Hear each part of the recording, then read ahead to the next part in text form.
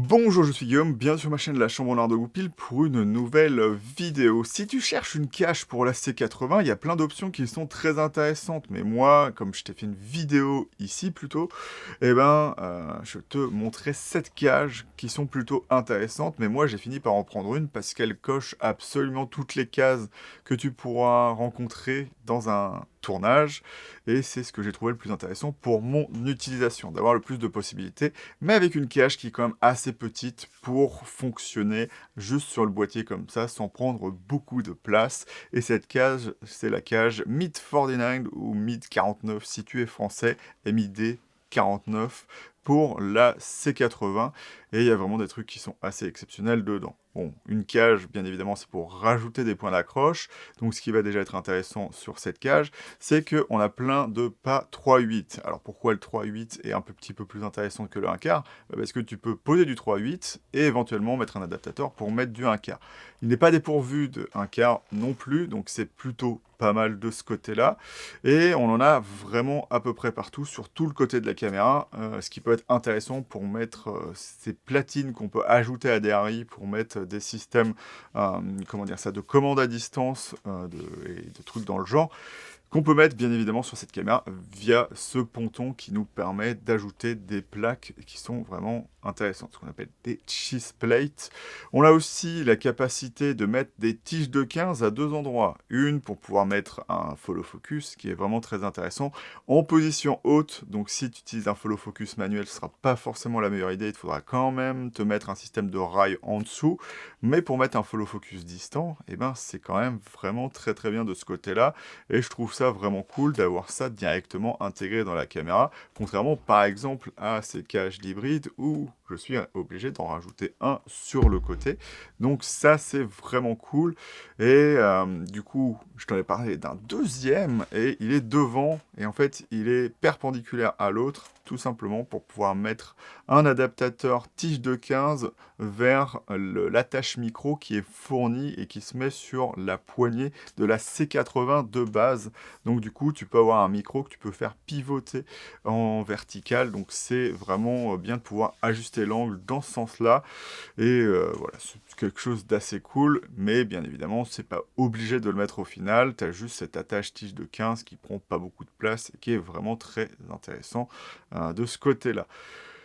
Mais, bon, s'il n'y avait que ça, ce serait une cage à peu près standard, mais il y a d'autres trucs qui sont vraiment intéressants. Tout ce qui peut être imaginé comme situation sont intéressantes et adaptées sur cette cage. Parce que, par exemple, tu as en dessous un système de blocage d'adaptateurs de monture, notamment très intéressant pour les montures PL qui sont des montures bloquantes. Donc si tu bloques cet adaptateur et que tu as des optiques qui demande beaucoup de couple dans le moteur autofocus, et tu ne veux pas te retrouver avec une espèce de glissement de l'optique lorsque tu feras la mise au point, ce qui se voit et qui est pas très esthétique quand tu as des scènes un petit peu particulières où tu as besoin de faire la mise au point assez rapidement.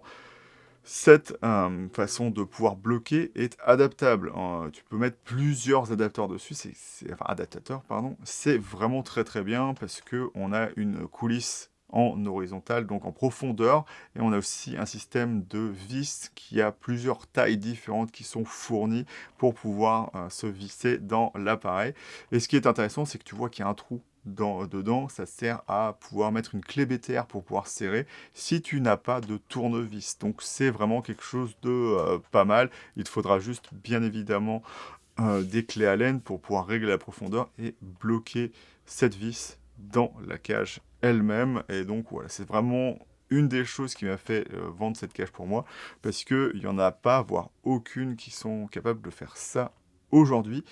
En plus, en bonus, ce qui est sur la platine du dessus est vraiment très intéressante, sachant que c'est une cage en 3 parties, donc tu peux mettre juste le dessus, puisqu'elle s'intègre sur la partie avec ces lignes d'accroche qui sont sur la poignée pour pouvoir se visser directement sur la C80 et que ça bouge pas. Mais bon, tu perds la tige de 15 qui adapte les follow focus et la platine Arca qui est en dessous dans le sens horizontal. Donc pas là de la même façon que ce serait sur un hybride, mais c'est quand même assez intéressant. Si tu veux mettre la poignée, il y a le même système de montage, donc la poignée Canon, qui est disponible. Mais en plus, tu as une platine Arca, donc, comment dire ça, le même type que tu as sur ton pied. Donc en fait, tu peux mettre les poignées adaptables Arca directement dessus. Donc tu as juste à avoir à le mettre dans la glissière, le serrer, et ça te permet d'avoir des poignées que vend aussi Mid49, mais qui sont aussi dans certains kits, puisqu'il y a plusieurs kits sur cette cage.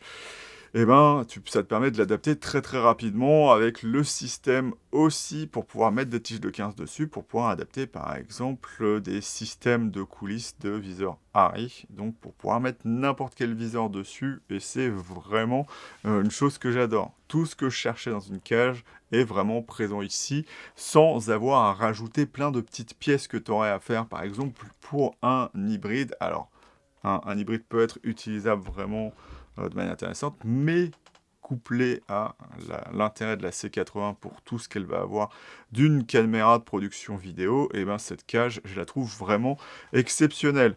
Le seul truc, c'est qu'elle peut paraître assez chère au final. Bon, la cage en elle-même vaut 450 voire 500 euros, sauf que le problème, c'est qu'elle n'est pas vendue en France. Moi, je l'ai achetée via CVP, donc elle coûtait un petit peu plus cher. Mais du coup, voilà, il y a des taxes à payer et elle ne sera pas forcément toujours en stock. Donc si vous la voulez, il faudra la commander aux États-Unis et avoir après un FedEx qui va vous demander des frais de douane plus tard. C'est ce qui est assez marrant, c'est que vous pouvez payer. Et un jour, FedEx va vous dire il y a des petits problèmes.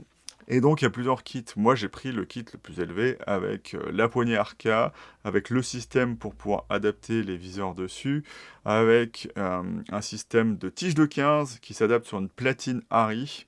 Bon, c'est intéressant parce que le système est vraiment cool, mais ça oblige à utiliser la platine Harry sur tous les accessoires que vous avez, genre vos systèmes de rig épaule, de plein de trucs différents. Donc c'est un petit peu ça le petit défaut qu'il va y avoir, mais du coup tu peux quand même adapter deux tiges de 15, qui sont d'ailleurs présentes, c'est des tiges chromées directement ici, qui sont vraiment pas mal, et en plus le système qui m'a fait d'abord aimer Mid49, le système qui permet de prendre deux mini XLR pour les adapter en XLR, l'AB4 ou l'AB4, et du coup, tu as ce système qui vient se plugger, donc tu enlèves les deux portes sur les mini XLR, tu accroches le truc qui va s'accrocher dans le blocage du mini XLR, donc d'un des deux seulement, parce que sinon tu pourrais pas enlever le truc, c'est un petit peu problématique. Et après, eh ben, tu as un petit câble et une vis 1/4 que tu peux mettre n'importe où. Eux, ils le mettent sur la tige qui est fournie. Je trouve ça pas très intéressant, parce que ça dépasse un peu, et puis ça fait une tige qui sert pas à grand chose pour moi du coup. Donc moi, j'ai préféré l'adapter sur la cage, mais tu peux mettre ça absolument sur ce que tu veux, peut-être sur même ta platine, pour mettre des V-mount. Donc on sait jamais, donc c'est vraiment quelque chose que je trouve très intéressant avec cette cage. Bien évidemment aussi, hein, je ne l'ai pas précisé, mais cette caméra ayant juste un SDI et un HDMI, et ben on a quand même un truc pour bloquer l'HDMI. Et suivant la taille de la prise de votre câble, et ben vous avez plusieurs adaptateurs qui vont vous permettre de bien le coincer sur la caméra. Donc voilà, un système de sécurité qui te permettra de ne pas casser l'HDMI plein format de ta C80. Donc voilà, qu'est-ce qu'il faudrait dire de plus sur cette cage? Le seul petit défaut que j'ai vu dessus, et qui vient aussi de sa qualité, c'est que tout le système de vis, donc de vis 1/4 et tout ça, est contrôlé par un système qui est vraiment plutôt sympa, qui est à blocage. Donc en fait, vous ne pouvez pas dévisser à fond votre, la chose qui va bloquer la tige de 15, il y a forcément une sécurité. Sauf que le problème, c'est que c'est fait avec des mini-rondelles qui sont pas très solides, donc faut pas forcer sur le système. Moi, j'ai dû le débloquer en réglant, puisqu'on peut régler du coup la longueur, le débattement de la vis. Et j'ai dû régler ça pour pouvoir sortir la rondelle sur un des trucs, parce que en fait, comme j'ai remisé la cage, j'ai revissé les vis à l'intérieur, sauf que j'avais pas constaté que lorsque le ponton n'a pas vraiment la partie haute mise dedans, en fait, on peut visser directement dans la tige de 15. Donc quand j'ai voulu la retirer, et ben ça bloquait. Donc j'ai cru que c'était bloqué, et en fait j'ai trop desserré ce truc-là. Bon, normalement ça ne devrait pas vous arrivez, mais vous serez prévenu, c'est un système qui est très bien, mais qui va pas falloir forcer au final. Faut pas être une brute, avec ça, mais sinon à part ça, ça marche très, très bien, à part le fait que la rondelle soit un petit peu tordue. C'est juste elle avait fini par se bloquer juste dans la cage. Mais techniquement, ça marche très très bien. Les pièces sont usinées de très très bonne façon. Voilà, il n'y a aucun problème avec. Et moi, j'adore cette cage. Donc si tu étais intéressé par cette cage, moi je te la conseille totalement. Elle fait pratiquement tout ce que font les autres. Elle en fait même beaucoup plus.